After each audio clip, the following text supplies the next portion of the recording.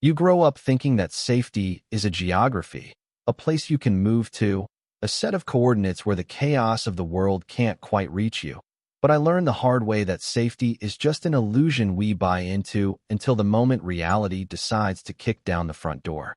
I always assumed that if a homeowners association wanted to make your life miserable, they'd do it with fine print, with passive-aggressive letters about the length of your grass or the shade of beige you painted your mailbox, not with two men dressed in tactical black, standing motionless at the edge of your property like harbingers of some suburban apocalypse.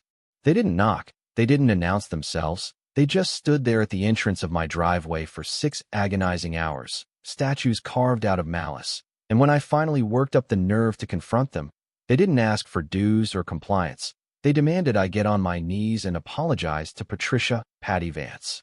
That name, Patty, probably sounds harmless to you, like a retired schoolteacher who bakes cookies. But in the outskirts of Nashville, Tennessee, that name was spoken in the same hushed, terrified tones usually reserved for Old Testament plagues. To understand why 2 mercenaries were guarding my gate, you have to understand the silence, because before the madness started, silence was the only thing Sarah and I were chasing. We bought this farmhouse just outside the jurisdiction of the Willow Creek Estates specifically because it was supposed to be untouchable, a sanctuary tucked behind a row of ancient oak trees that swayed in the southern wind like old sentinels. Sarah is an ICU nurse, the kind of woman who spends 12 hours a day keeping death at bay. So when she comes home, she needs the world to be soft, predictable, and quiet. We had a rhythm, a beautiful, boring routine where I'd handle the renovations and she'd sleep off the trauma of the hospital. And for 2 years after I won a massive lawsuit against Patty's HOA for trying to illegally annex my land, we thought the war was over. But storms don't always announce themselves with thunder. Sometimes they start with something as innocuous as a smell. It started on a Tuesday. Sarah walked into the kitchen with that specific frown she gets when a patient's vitals drop, telling me she smelled cigarette smoke near the bedroom window at 3 a.m. Now, we don't smoke. Our closest neighbor is a quarter-mile away, and the only thing that should be inhaling out there is the local wildlife. So I brushed it off, told her it was probably just the wind carrying a scent from the highway, giving her the standard husband reassurance speech because I wanted to believe it too. But the camera footage didn't lie. When I pulled up the feed from the motion sensor, there it was, a human-shaped blur standing just behind the oak line, absolutely motionless, staring at the house for 45 minutes straight. It chills your blood, seeing that kind of patience in a stranger.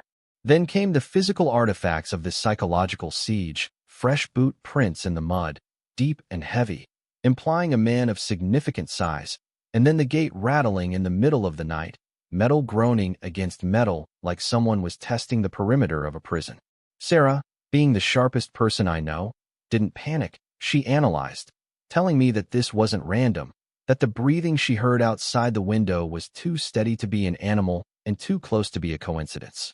Then the first letter appeared, not in the mailbox, but wedged into the frame of our front gate.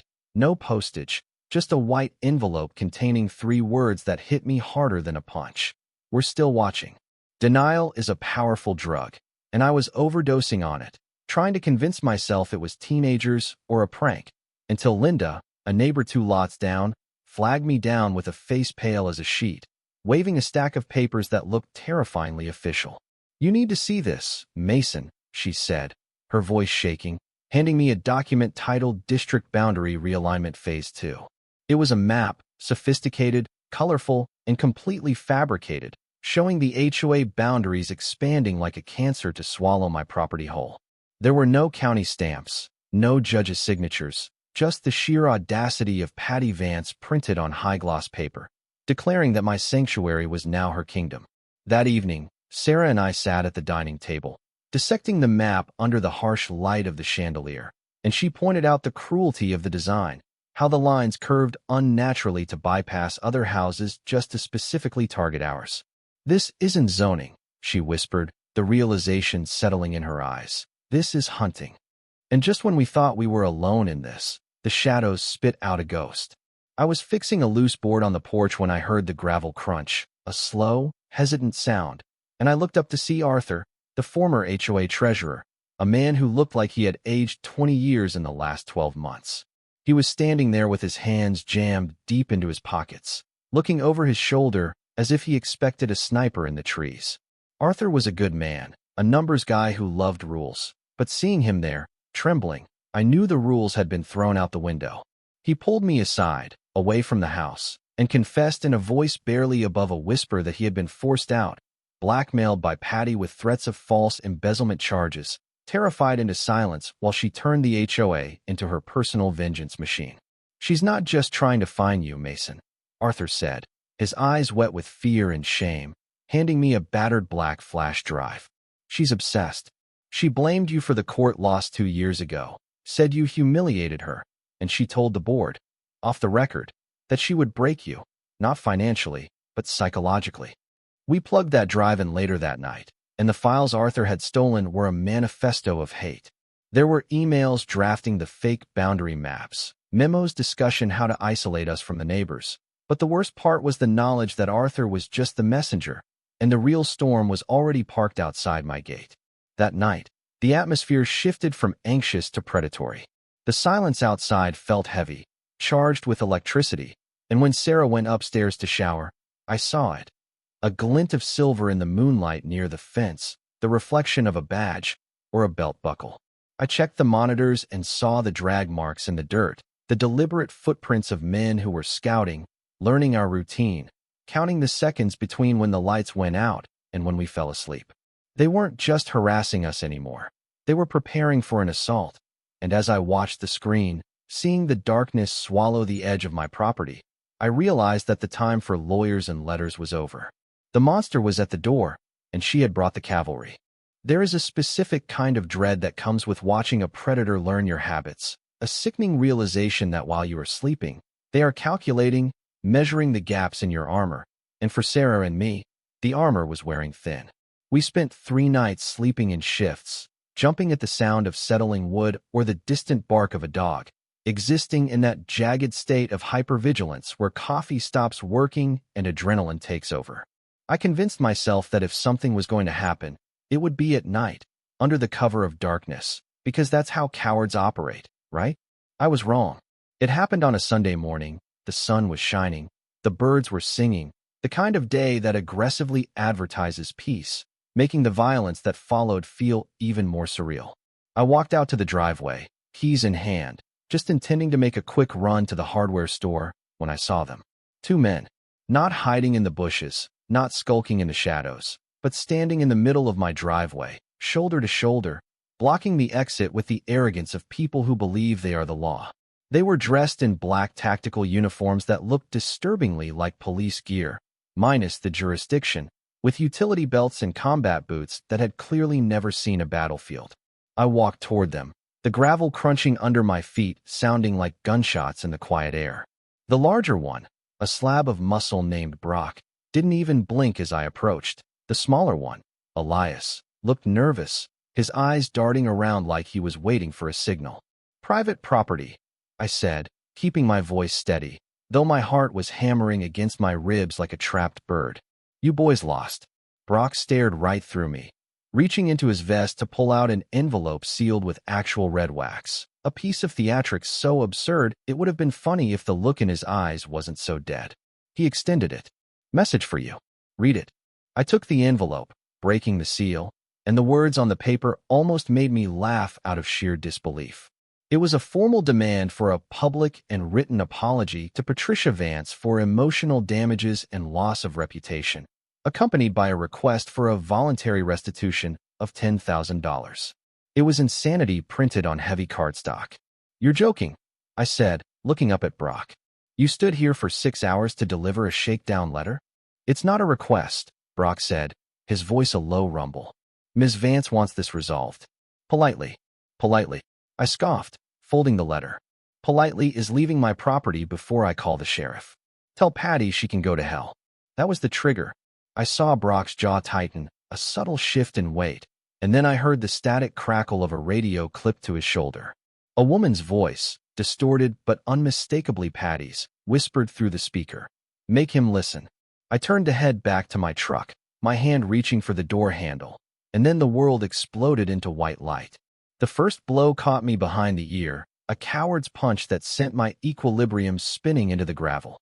Before I could even process the pain, Brock was on me, a knee driving into my ribs with a sickening crunch that sounded like drywood snapping. I hit the ground hard, the taste of copper flooding my mouth, and I curled up, trying to protect my head as a boot slammed into my side. It wasn't a fight, it was a beatdown. Elias joined in, hesitantly at first, then with more enthusiasm, swept up in the mob mentality of 2 against 1. I remember looking up through the haze of pain, seeing the blue sky filtered through the leaves of the oak tree, thinking how indifferent the world looked while I was being pulverized on my own driveway. I heard Sarah screaming my name from the porch, a sound of pure terror that cut through the ringing in my ears, and then the radio crackled again. That's enough. We made the point. The kicking stopped.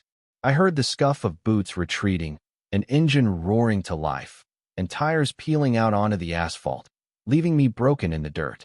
Sarah was there a second later, her hands shaking as she checked my pulse, her nursing training kicking in over her panic, but I couldn't focus on her words. All I could think about was the timestamp on the security camera. They had waited, they had watched, and they had executed this on Patty's command. The hospital was a blur of fluorescent lights and the smell of antiseptic. For cracked ribs, a severe concussion, and bruising that turned half my torso purple. Detective Thorne showed up on the second day, a man who looked like he had seen too much human ugliness to be surprised by anything. But even he was rattled by the footage. They aren't security guards, Mason, Thorne said, leaning against the hospital bed rail. We ran their plates. They're hired muscle from a shady firm out of state. But here's the kicker, we found the payment trail. It leads directly back to a shell account managed by Patricia Vance. But the real smoking gun wasn't the money. It was the flash drive Arthur had given us, combined with the new evidence Sarah had pulled from the cloud. While I was unconscious, Sarah and Arthur had cracked the rest of the files. We found a folder titled Phase 4. It wasn't just harassment. It was a systematic dismantling of my life. There were audio logs of Patty instructing Brock on exactly where to hit me to avoid permanent damage that would lead to a felony charge. She wanted me hurt, not dead. She wanted me scared enough to sell the house. There were notes about Sarah's shift schedule at the hospital, photos of us grocery shopping, logs of our mail. This is a conspiracy, Thorne said quietly, holding the evidence bag like it contained a bomb. This crosses state lines. We're bringing in the feds. I lay back against the pillows, every breath a jagged reminder of the assault. But for the first time, the fear was gone, replaced by a cold, hard resolve. Patty Vance had made a fatal error. She thought she was disciplining a naughty child. She didn't realize she was handing a loaded gun to a man who had nothing left to lose. Recovery is a slow, humiliating process, measuring your life in shallow breaths and the intervals between pain medication. But while my body was healing, the machinery of justice was spinning up with a speed that felt almost divine. We spent the next week in a quiet lockdown, Sarah watching the monitors like a hawk, but the silence outside the house felt different now. It wasn't the silence of a predator waiting to pounce. It was the silence of a trap that had finally snapped shut. The call came 6 days later from Agent Marcus Cole, an old college buddy of mine who had climbed the ranks of the FBI and who had taken a personal interest in the file Detective Thorne sent over. Mason, Marcus said, his voice buzzing through my phone speaker. Tell me you're sitting down. I'm lying down, actually, I grunted, shifting my ribs. What have you got? We picked her up, he said, and the words hit me with more force than Brock's fist ever did. Patty Vance. She wasn't even in Tennessee. We caught her in a hotel in Las Vegas, trying to run a fake hazard insurance scam on elderly folks in a retirement community. Apparently, your HOA wasn't her only piggy bank. The relief was physical, a weight lifting off my chest that I hadn't realized was crushing me. Marcus explained that the USB drive was the skeleton key. It linked her not just to my assault, but to a decade of wire fraud, identity theft, and elder abuse across 3 states. She wasn't just a power-hungry HOA president. She was a career criminal who used neighborhood boards as cover for her predatory games. Brock and Elias had rolled on her immediately in exchange for a plea deal, confirming she gave the order to attack. Patty Vance was looking at 20 years, minimum. When the news broke, the neighborhood didn't just exhale, it woke up. The fear that Patty had cultivated, the silence she had enforced through intimidation, shattered overnight. The HOA board dissolved immediately, filing for bankruptcy to distance themselves from the radioactive fallout of Patty's reign. 6 months later, the scars on my ribs had faded to dull aches when the weather turned, and the Tennessee summer was in full swing. Sarah suggested a barbecue, a we survived party, and I was skeptical. I thought people would be too ashamed to show their faces after letting Patty terrorize us for so long. I was wrong again. They came in droves. Neighbors I had never spoken to, people who had turned away when I waved, they all showed up with potato salad, cold beer, and apologies in their eyes. We didn't need speeches. The sound of laughter in my backyard, the smell of charcoal smoke replacing the memory of fear, was enough. As the sun began to dip below the tree line, painting the sky in bruises of purple and orange, I noticed something new at the front gate. Sergeant Miller, the reclusive veteran down the road who spent his days woodworking, had silently installed a beautiful, hand-carved oak sign on the post where Brock had once stood. It read, "Protected by law, loved by neighbors." I stood there with Sarah, her head resting on my shoulder, looking at that sign. The nightmare was over. The monsters were in cages. We had won. But as I looked at the peaceful road, a thought lingered in the back of my mind, a question that I think we all need to ask ourselves. We won because I fought back, because I had cameras, because I had a whistleblower, and because I had connections in the FBI. But what about the people who don't? What happens when a petty tyrant like Patty Vance targets someone who can't afford a lawyer, someone who doesn't have a Sarah to watch their back? We like to believe that justice is blind, but I've learned that justice is a machine that only works if you have the fuel to run it. Patty operated for years because good people were too polite, too scared, or too busy to intervene. She thrived on our silence. So, while I'm grateful for the peace, I can't help but wonder, how many other Patty Vances are out there right now, sitting on HOA boards, ruling their little kingdoms, just waiting for someone to blink? Safety isn't a place you move to, folks. It's something you have to build, defend, and sometimes bleed for. And if you see something wrong in your neighborhood, don't wait for the guards to show up at the gate. Speak up, because the only thing necessary for the triumph of evil is for good neighbors to do absolutely nothing.